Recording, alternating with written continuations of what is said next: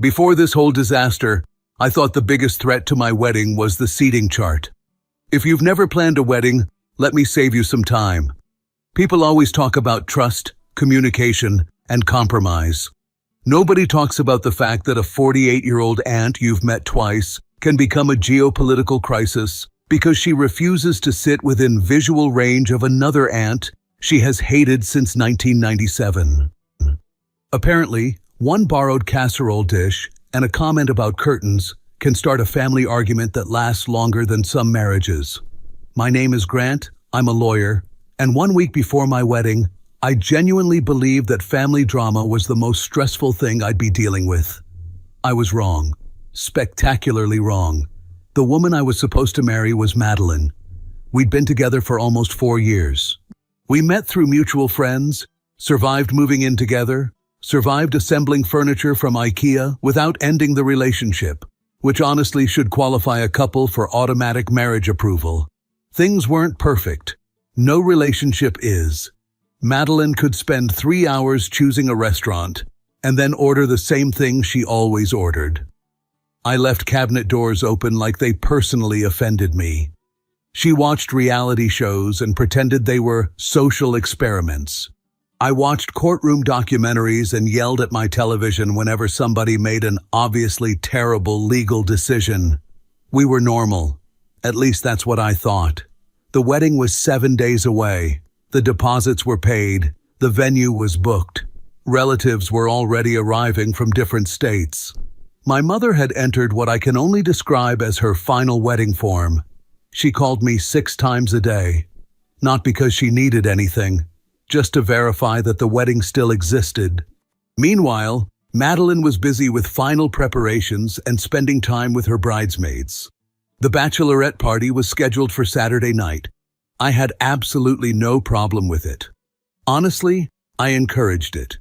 If I had spent 6 months planning a wedding, dealing with vendors, relatives, invitations, flowers, photographers, caterers, and approximately 14,000 unexpected expenses, I'd probably want a night out too. That afternoon, her bridesmaids arrived at our apartment. There were 5 of them. Every one of them carried the energy of a person who had already made several bad decisions and intended to make more. The kind of women who say things like, "What's the worst that could happen?" 5 minutes before the worst thing happens. Madeline came out of the bedroom wearing a black dress and smiling. "You sure you're okay with this?" she asked. "Of course." I kissed her forehead. "Go have fun." Then I pointed at her friends. "My only request is that nobody ends up on the news." One of the bridesmaids laughed. Another said, "No promises." Everybody thought that was hilarious. At the time, if only I knew. They started heading toward the door. I was grabbing my wallet from the kitchen counter when I realized I'd left my phone charger in the bedroom. As I walked down the hallway, I heard voices near the front door. I wasn't trying to eavesdrop. In fact, I wish I had never heard any of it. One of the bridesmaids laughed and said, "If he's really the one night won't matter." The group burst into laughter. Someone replied, "Exactly." More laughter. Then the front door opened, closed, and they were gone. I stood there for a second. Not because I thought Madeline was cheating. Not because I suspected anything. The comment was just strange. You know how sometimes a sentence doesn't make sense, but your brain still puts it on a shelf somewhere? That's what happened. I remember standing there thinking, what the hell does that even mean? One night won't matter? One night of what? But then I shrugged it off. They were going to a bachelorette party. Alcohol would be involved. People say stupid things when they're excited. End of story. Or so I thought. That evening I ordered takeout, watched a baseball game, answered a few work emails, and enjoyed what I assumed would be my last peaceful weekend as an unmarried man. Around midnight, I sent Madeline a text. "Hope you're having fun." A heart reaction came back. Nothing unusual. At 1 in the morning, I was still awake. At 2, I was annoyed. At 3, I was officially entering the stage known as, "I'm not worried, but I am definitely checking the clock every 5 minutes." Madeline finally came home shortly after 4. The apartment door opened quietly. She stepped inside and nearly jumped when she saw me sitting on the couch. Jesus, Grant. You say that like I'm the one coming home at 4. She laughed nervously. Sorry. At first glance she looked normal, just tired. Her makeup wasn't quite right. Her hair looked messier than when she left. Good party? I asked. The girls went a little crazy. I gathered that. She kicked off her shoes. I'm exhausted. Normally Madeline would tell me everything, every ridiculous detail.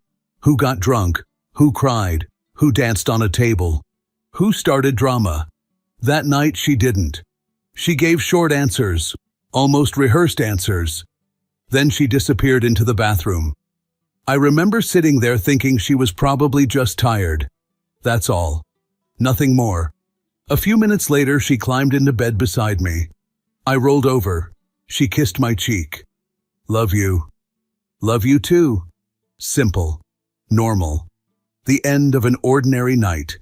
Except it wasn't. Because as I turned off the lamp, I noticed something strange.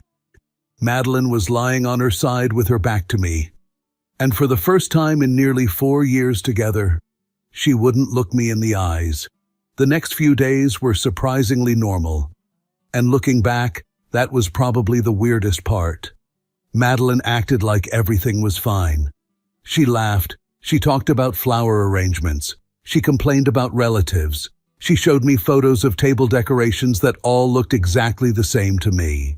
Apparently, there were major differences. I was informed of this repeatedly. Meanwhile, I buried myself in work.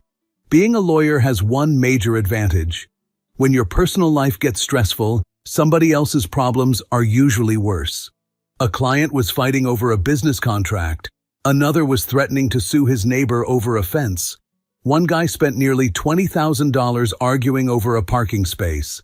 Human beings are incredible.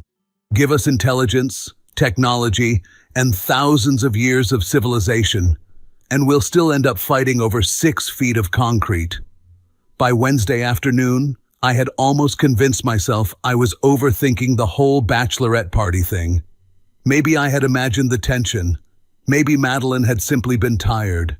Maybe that weird comment from her bridesmaid was exactly what I originally assumed it was. A dumb joke. Then my email arrived. The subject line was blank. No greeting. No explanation. Just a video file. At first I assumed it was spam or malware. I almost deleted it. Then I noticed something strange. The sender address looked real. Not professional, not fake. Just anonymous enough to be suspicious.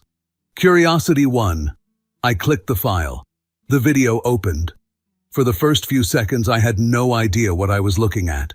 Loud music, flashing lights, a crowded bar, someone filming from across the room. Then I saw her, Madeline, my fiancée, my future wife. She was standing at the bar, laughing, holding a drink. Nothing alarming, nothing worth canceling a wedding over. Then the camera shifted. A man stepped closer to her. Tall, dark hair, expensive-looking shirt. The kind of guy whose entire personality probably came pre-installed with his watch. Madeline smiled at him. He smiled back.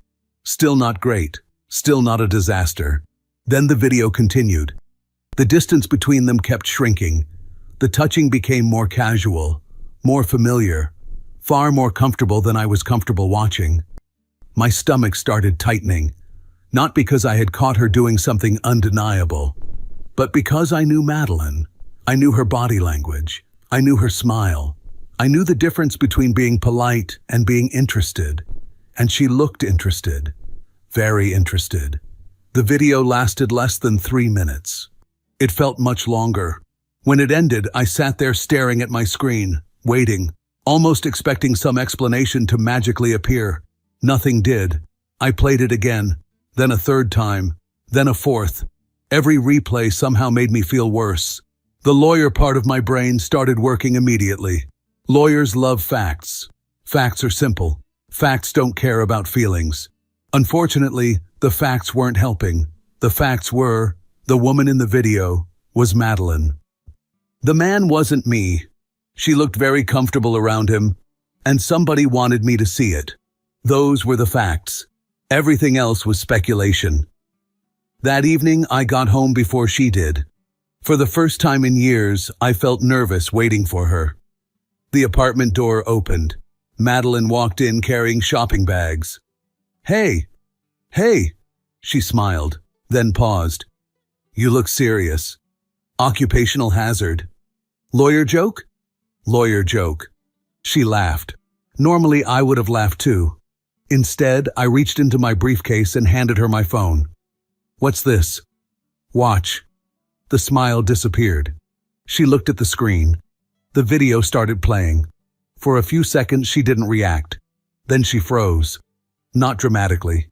Not like someone in a movie. Just enough. Enough for me to notice. Enough for me to know. The color drained slightly from her face. She watched the entire thing. Silently.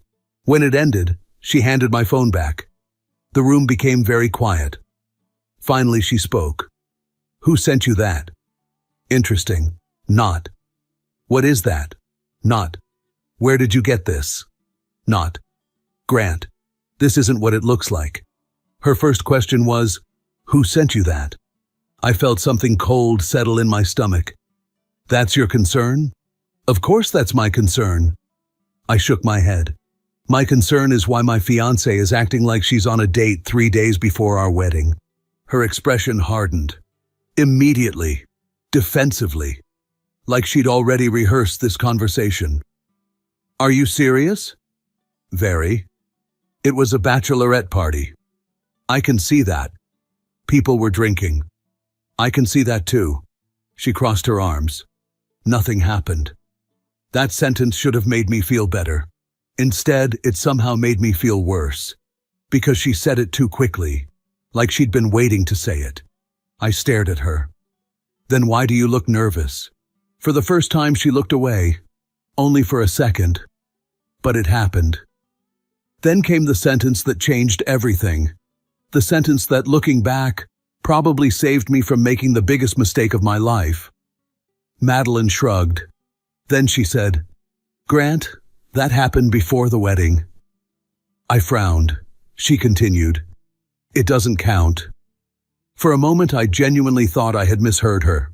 I almost asked her to repeat it. Then I realized she was completely serious. And suddenly, the video wasn't the biggest problem anymore. I wish I could tell you I immediately stood up, delivered a brilliant speech, and walked out of the apartment like some movie character. I didn't. Mostly because my brain was still trying to process what I had just heard. Not the video, the sentence. Because here's the thing. People can make mistakes. People can do stupid things. People can have terrible judgment after too many drinks.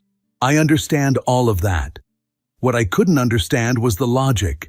The logic was somehow worse than the video itself. It doesn't count. Imagine robbing a bank and telling the judge, "Your Honor, technically I wasn't arrested yet, so it doesn't count."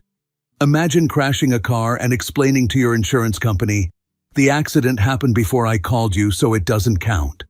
That's not how reality works. Unfortunately, reality and Madeline seem to be having a disagreement. I looked at her. "Explain that." She rolled her eyes, like I was the difficult one in this conversation. "We weren't married yet." "Okay, so I don't understand why you're acting like I broke wedding vows." I stared at her. The scary part? She sounded sincere, not manipulative, not defensive, sincere, as if this was a perfectly reasonable argument. I suddenly remembered the comment from her bridesmaid, "If he's really the one night won't matter." Sentence hit differently now. Much differently. Because for the first time, I started wondering if that wasn't a joke at all. Maybe it was a philosophy. Maybe this entire group of women genuinely believed there was some magical force field around a wedding date. As if bad decisions made on Thursday disappeared on Saturday. Like emotional consequences were legally prohibited from crossing the ceremony line. As a lawyer, I can confidently state that this is not how contracts work. Madeline kept talking. Nothing happened. I nodded slowly. That's not actually the issue anymore." She frowned. "What does that mean?" "It means I'm more concerned about the fact that you think it wouldn't matter if something had happened." For the first time, she didn't have an answer. The conversation ended shortly afterward. Not because we solved anything, because we didn't. We just got tired. There are arguments that bring people closer together. This wasn't one of them. That night, I barely slept. I spent hours staring at the ceiling. Then, at around 3 in the morning, an idea appeared. And once it appeared, I couldn't stop thinking about it. The prenup. Originally, our agreement was fairly standard. Neither of us was rich. Neither of us owned private islands. Neither of us had secret Swiss bank accounts. The agreement mostly existed because I'm a lawyer, and lawyers tend to wear seatbelts even when sitting in parked cars. We prepare for things. It's practically a personality disorder. By the time I arrived at my office the next morning, I had already made my decision. If what happened before marriage supposedly didn't matter, then there should be absolutely no issue creating clear rules for after marriage. Simple, fair, reasonable, at least according to me. Around lunchtime, I called the attorney who had helped draft the original agreement. A few hours later, I had a revised version. One new section, very specific, very direct. In plain English, it basically said, if either spouse engaged in an affair during the marriage, the financial consequences would be severe. No loopholes, no creative interpretations, no Olympic-level mental gymnastics, just consequences. I brought the document home that evening. Madeline was sitting at the kitchen table scrolling through wedding messages. She smiled when I walked in. That smile disappeared the second she saw the folder. "What's that?" "A revised prenup." The smile vanished completely. "A what?" I sat down across from her. "A revised prenup." 3 days before the wedding? Correct. Her eyes narrowed. I slid the papers across the table. She started reading. The longer she read, the worse her expression became. By page 3, she looked like she wanted to throw the document through a wall. By page 5, she looked like she wanted to throw me through a wall. Finally, she dropped the papers. "You're kidding." "No. This is insane. It's actually very straightforward." "Grant." Her voice rose. "Do you seriously think I'm going to cheat on you?" Interesting question, because 24 hours earlier I would have answered immediately. Now, not so much. I think trust is easier when both people define loyalty the same way. The silence that followed could have frozen lava. Then came the explosion. "This is because of that stupid video. One night at a bachelorette party has turned you into a paranoid detective." I laughed. Not because anything was funny, because sometimes laughter is safer than honesty. "A paranoid detective wouldn't have shown you the evidence." Her jaw tightened. Nothing happened. "Maybe." I leaned back in my chair. "Then signing shouldn't be a problem." Her eyes widened. For a second I thought I saw realization, because she suddenly understood the trap. If it truly didn't matter, then why object? Why fight? Why panic? The next couple of hours turned into a contact sport. Arguments, phone calls, messages. At one point her mother called me. At another point one of her bridesmaids called me. Apparently I had become public enemy number 1. The man attempting to destroy a perfectly good wedding by expecting consistency, an unforgivable crime. And through all of it, I kept hearing the same thing. "You're overreacting. You're being unreasonable. You're making a mistake." Maybe. But nobody could explain why the new clause was such a problem. Not without accidentally proving my point. Then, 2 days before the wedding, something unexpected happened. Madeline signed it. No dramatic speech, no apology, no reconciliation. She simply signed her name, dropped the papers onto the table, and walked away.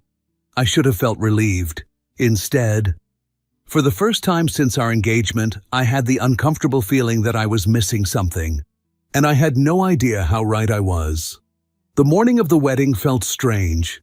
Most grooms are probably nervous about forgetting their vows or tripping in front of 200 people. I was busy wondering whether I was about to marry someone who genuinely believed loyalty had an expiration date. Ever since the video and our argument, something felt off. Madeline signed the revised prenup, but she never apologized, never admitted anything, never even acknowledged why I was upset. As far as she was concerned, the whole issue should have disappeared the moment she said, "It doesn't count." By early afternoon, guests were arriving. Family members were smiling. The venue looked beautiful. Everything was ready, including me. Or at least I thought I was. About 30 minutes before the ceremony, my best man Trevor pulled me aside. Immediately I knew something was wrong. Trevor was usually relaxed. Now he looked uncomfortable. "Grant, I need to show you something." Those are never good words to hear on your wedding day, or any day really. He handed me his phone. A video started playing. At first I saw a hotel lobby, people walking around. Then I saw Madeline. My stomach dropped instantly, because she wasn't alone. Standing beside her was the same man from the bar, the same guy from the video I received 3 days earlier. I watched them walk toward the elevators together, laughing, talking, comfortable. Then the video ended. I looked up at Trevor. When was this? Saturday night. The bachelorette party. I felt my chest tighten. "How did you get this?" I recorded it. I stared at him. My cousin's wedding was at the same hotel that weekend. I was sending a video to my girlfriend. Madeline ended up in the background. He paused, then added quietly, "I didn't think much about it until you showed me the bar video yesterday." I looked back at the screen. The timestamp was still visible, 1:47 a.m. Saturday night. The same night Madeline came home after 4 in the morning. The same night she avoided looking me in the eyes. The same night I'd convinced myself I was overthinking everything. Suddenly, I wasn't overthinking anymore. I was connecting dots. The bridesmaid's comment, the bar video, the hotel, the excuses, all of it. I looked toward the venue where our guests were already taking their seats, then back at the phone. For the first time since proposing to Madeline, I wasn't sure I wanted to stand at that altar. Trevor looked at me carefully. "What are you going to do?" I stared at the screen one last time, then slipped the phone into my pocket. I honestly don't know. I honestly didn't know what to do. That was the worst part. If Trevor had shown me a video of Madeline walking into a hotel room and then closing the door behind her, my decision would have been easy. Painful, but easy. Instead, what I had was exactly the kind of situation I hated most. Enough evidence to destroy my peace of mind. Not enough evidence to prove exactly what happened. Lawyers spend their careers dealing with facts. Facts are comfortable. Facts don't wake you up at 3 in the morning. Questions do. And suddenly I had a lot of questions. I watched the video again, then one more time. The answer never changed. Madeline and the guy from the bar entered the hotel together. They got into the elevator together. They got off on the guest room floor together. That was it. Nothing more, nothing less. Trevor sat beside me. Neither of us spoke for a moment. Finally, he sighed. "Maybe there's an explanation." I laughed, not because it was funny, because it sounded exactly like something people say when they know the explanation is probably terrible. "Sure. You don't know what happened after that." "No. And neither do I." "Also true." He looked relieved. Then I added, "But let's be honest, if I walked into a hotel at 2 in the morning with a woman I met at a bachelor party, would anybody be looking for innocent explanations?" Trevor immediately looked away. Exactly. We both knew the answer. I stood up and walked toward the venue. The ceremony was less than half an hour away. Guests were already taking their seats. The music had started. People were smiling, taking pictures, laughing. Meanwhile, I felt like I was carrying a grenade in my pocket, because that's what the phone felt like. The closer I got to the ceremony, the more one memory kept replaying in my head. The conversation after the bar video. Her response. "It doesn't count."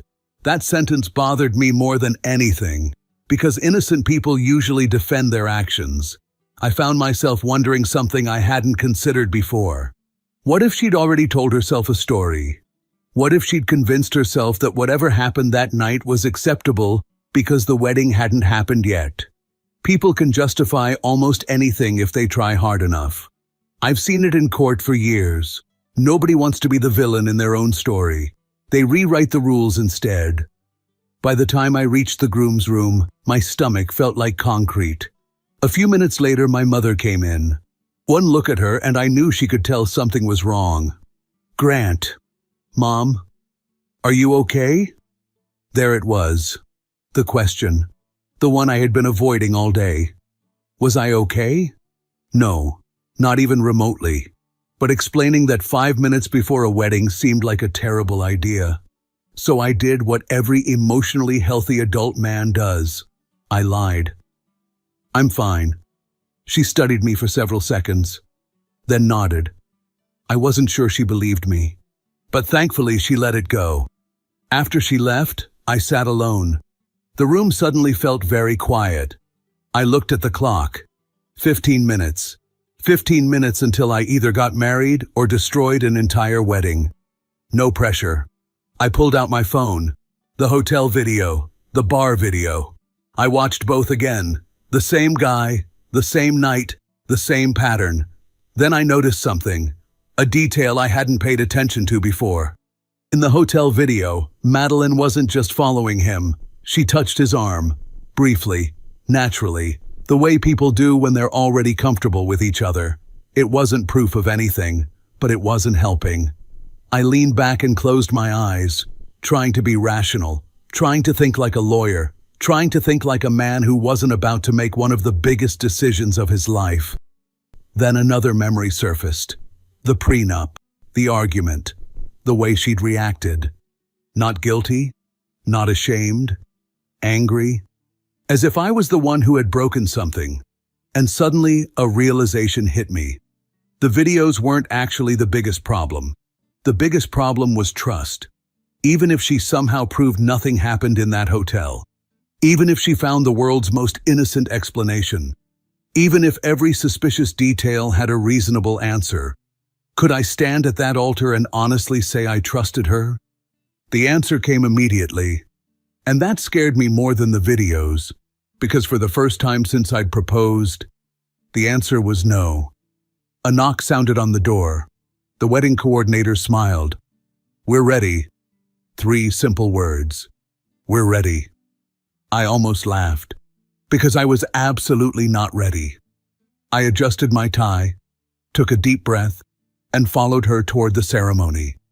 Every step felt heavier than the last. Guests turned and smiled as I passed. My family, my friends, people who believed they were about to witness the beginning of my marriage. Only Trevor knew the truth. Only Trevor knew that there was a very real chance this wedding was about to become the most expensive canceled event any of us had ever attended. Then I reached the altar. The music changed, everyone stood, and Madeline appeared at the end of the aisle. For a moment, everything else disappeared. She looked beautiful. Honestly, painfully beautiful. The kind of beautiful that makes you remember exactly why you fell in love in the first place. The kind of beautiful that makes you wish things were different. Then I remembered the hotel, the videos, the excuses, and the feeling vanished. Madeline smiled at me as she started walking down the aisle. I tried to smile back, but deep down I already knew something she didn't. This wedding wasn't going the way she thought it would. Madeline reached the altar and took my hands. Everyone looked happy. My mother was smiling. Her father looked proud. The photographer was already taking pictures. Meanwhile, I was standing there wondering if the woman beside me had spent the week lying to my face. The ceremony began. The officiant welcomed everyone. People laughed, people cried, people smiled. I heard almost none of it. Every time I looked at Madeline, I saw the hotel video. Madeline squeezed my hand. "You okay?" she whispered. I nodded automatically, but I wasn't, not even close. The officiant continued. Then came the vows. This was it, the point of no return. A few more minutes and we'd be married. Legally, officially, permanently. The officiant turned toward me. "Grant, do you take Madeline?" And suddenly, I couldn't do it. I couldn't say yes. Not while those videos were sitting in my pocket. Not while I still didn't know the truth. "Wait." The word came out louder than I intended. The officiant stopped. The entire venue went silent. Madeline looked confused. "Grant?" I slowly released her hands. My heart was pounding. 200 people were staring at me. I didn't care. I pulled out my phone. Madeline's expression changed immediately. Real fear. And in that moment, I knew this conversation was about to go very differently than she'd expected. "Before we do this," I said, "I need an answer to something." The room remained silent. Madeline forced a smile. "Grant, what are you doing?" I looked directly at her. "The night of your bachelorette party." The smile disappeared. Completely. Now the guests were looking back and forth between us, confused, concerned, whispering. I continued. 3 days ago, I received a video from a bar. Madeline's face turned pale. "Grant." I received another one. Now she wasn't smiling at all. I held up the phone. This one was taken at a hotel. The silence became suffocating, and for the first time all day, Madeline looked genuinely scared. She stared at me, then at the phone, then back at me. "Grant, not here." That was her first response. Not, "What hotel?" Not, "What video?" Not, "You're mistaken." Just, "Not here." That told me everything. I looked at the officiant. "Sorry." Then I turned the phone toward Madeline. "You know exactly what I'm talking about." She lowered her voice. "We can discuss this later." I shook my head. No, later was 3 days ago. The guests were openly whispering now. My mother looked confused. Her parents looked worried. Trevor stood silently beside me. Madeline stepped closer. "You're embarrassing both of us." I looked directly into her eyes. "Why were you there with him?" For a second she said nothing. Then she made a mistake. A huge mistake. Instead of denying it, she started explaining it. "We were just talking." I immediately noticed. She wasn't denying going to the hotel. She wasn't denying being with him. She was trying to justify it. The same thing she'd done after the bar video. I felt something inside me sink. "At 2 in the morning?" She crossed her arms. "You don't know what happened?" "Then tell me." Another pause. A long one. Too long. The guests were listening to every word now. Finally she sighed. And then she said the sentence that ended everything. "It was one night."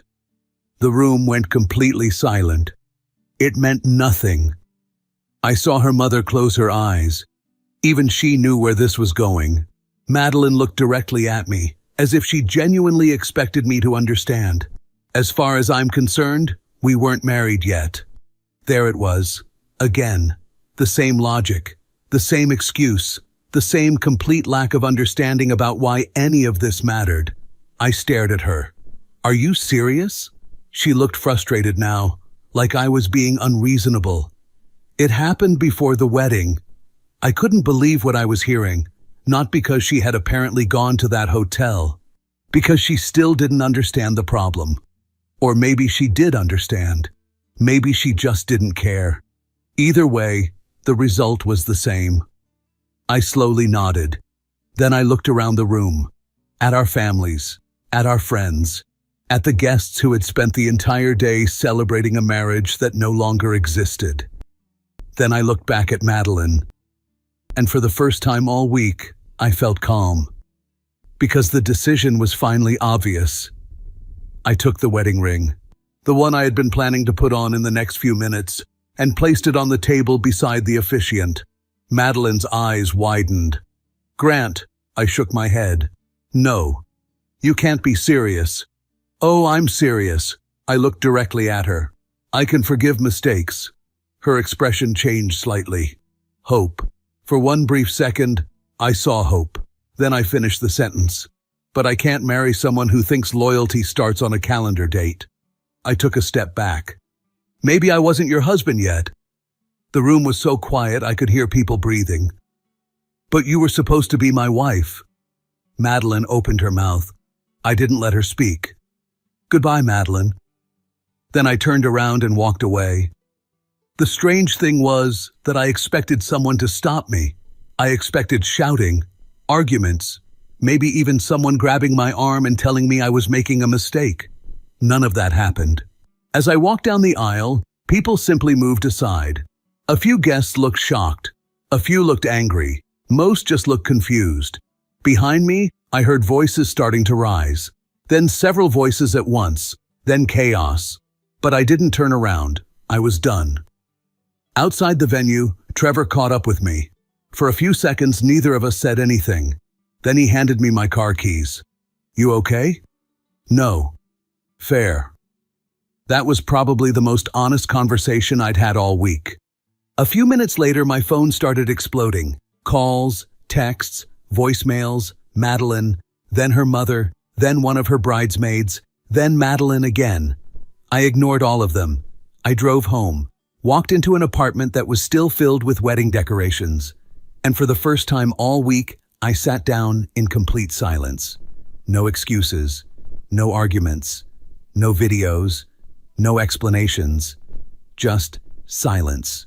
A few hours later, I finally listened to one of Madeline's voicemails.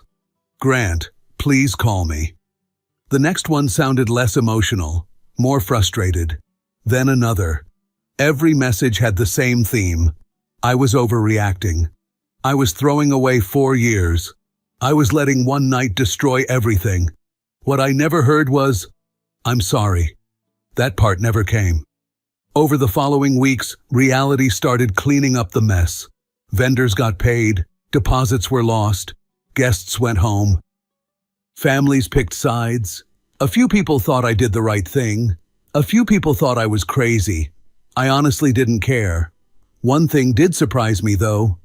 Several weeks after the wedding, Trevor called me. Apparently, one of Madeline's former bridesmaids had a falling out with the group. And when friendships end, secrets suddenly become much less important. According to her, the hotel wasn't some spontaneous decision. The girls knew about the guy. More importantly, they knew before the bachelorette party. Suddenly, that strange comment I overheard made perfect sense. If he's really the one night won't matter. It wasn't a joke. It never was. They had already decided what was acceptable.